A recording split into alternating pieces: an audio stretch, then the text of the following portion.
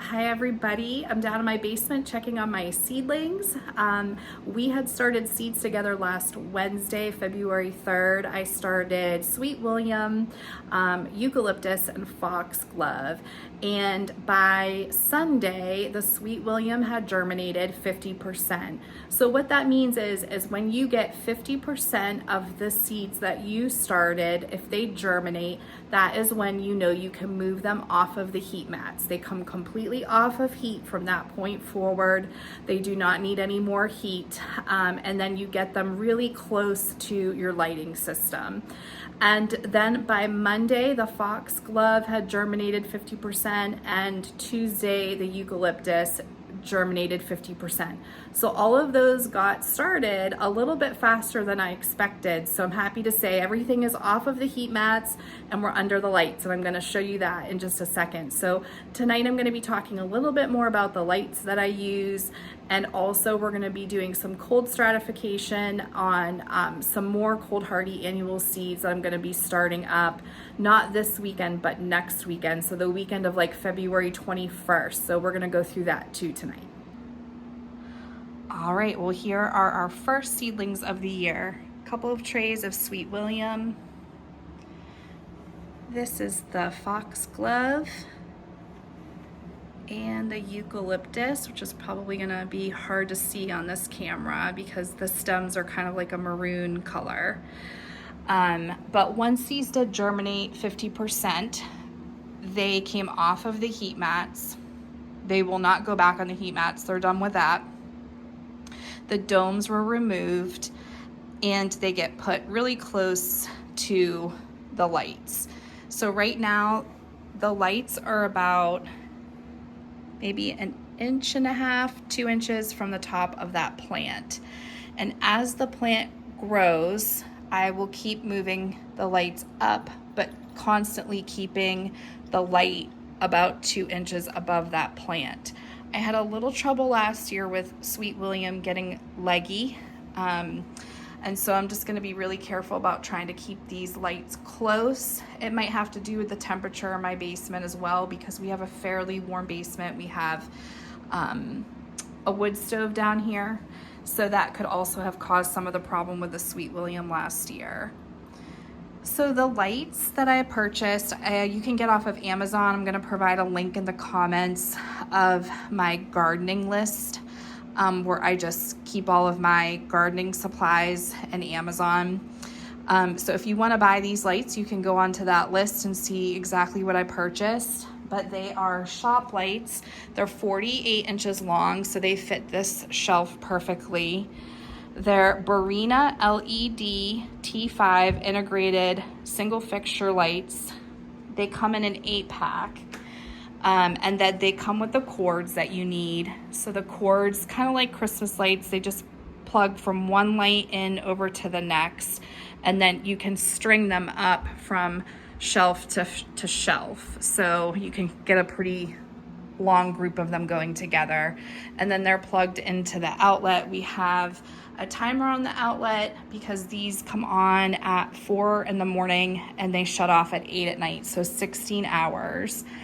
I already did have to put a sticky bug trap. I've seen some gnats coming off of this, just a couple, and I don't want to mess with that. So I did use these last year. These are also in my Amazon list if you would like those. They do attract the gnats and then they get stuck to the trap. These come in a pretty big package, so if you buy a pack, you're gonna have them for probably a few years. I have been watering these. I water from the bottom. These just lift out. You fill the tray with about 1 inch of water, and then you let these cells sit in the water for about 15 minutes. Set a timer so you don't forget, because you don't want these sitting in water for a long period of time. Then you dump the water out of the tray and get them back underneath their lights. I also do use a spray bottle of water and spray the top of these. As they're germinating, it's good to keep the soil moist for that seed. and it also helps with helmet heads on your seedlings. So a helmet head is just that hard shell of the seed, and sometimes it will get stuck on a leaf, and so if you spray them down a little bit, it's easier for them to shed those helmet heads. So I think that's it for down here. We're gonna run upstairs and start working on that cold stratification process for some other cold hardy annuals. All right, so I wanted to pull out of the fridge so you could see that since January 15th, I have been going through the process of cold stratification with verbena and also lady's mantle. So they've been in about a month. I'm gonna probably get these started sometime next week into soil. But this is what it looks like when it goes into the fridge. So in order to do some cold stratification on seeds, you need a wet paper towel. I use the quarter size Ziploc bags, and then you're gonna need a Sharpie. So the seeds I'm gonna start cold stratifying tonight are Scabiosa stellata. These are seeds that I saved from flowers that I grew last summer. I have white dill Ami, and as you can see on my seed packets, the way I keep myself organized is I write the date that I want to start the seed and soil on the outside of the pack, on the front cover, I should say. And then I'll write a note if I need a heat mat or no heat mat. And then my note here tells me I need to cold stratify this seed 1 to 2 weeks before I start it. So February 21st is not this weekend, but next weekend. So these are going to be in the fridge about a week and a half. I'm also starting green mist, Ami, 2 colors of Scabiosa. I'm trying salmon rose this year and Merlot red, and then Orlea, which is this really pretty white flower. These flowers will be blooming probably mid-June to late June. Scabiosa, interestingly enough, I did get a second flush out of that towards the fall last year, so that was kind of neat. So if you are starting cold hardy annuals this year and you are in zone 6B, you might want to check out the back of the Johnny Seed packets. They are going to tell you, if you're buying from Johnny Seeds, if this seed needs a period of cold stratification. So all the information really is on the seed packets.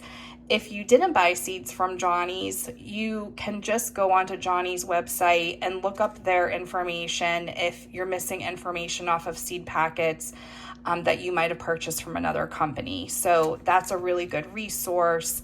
But check it out. You might need to cold stratify things for a little bit before you get them started. Not all cold hardy annuals require cold stratification. So just check that out and get those dates on your calendar so you know how to plan it out.